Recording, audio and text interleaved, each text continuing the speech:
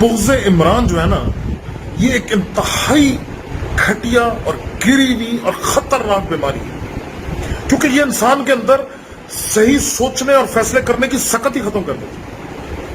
مطلب عمران کی دشمنی میں وہ باتیں کر جاتے ہیں کہ ان کھوتے خوروں کو یہ احساس نہیں ہو رہا کہ اس کا اثر ہم پہ ہوگا۔ اس کو نہیں فرق پڑتا عمران کو، اس پوری قوم پہ ہوگا۔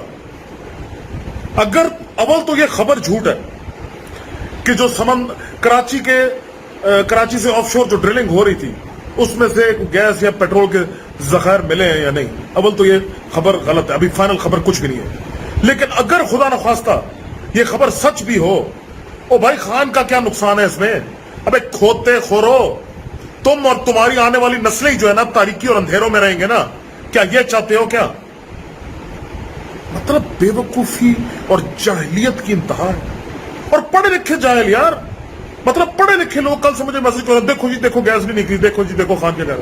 وہ بے وقوف کھوتو، ماتم کرو اگر نہیں نکلی تو رو، دوبارہ ہمت کرو کہ یار مزید کوشش کرو شاید پھر نکل آئے۔ او بھائی اس ملک کی بقا کا سوال ہے نا، خان نے کو سارا ذخائر اٹھا کے اپنے گھر لے جانے؟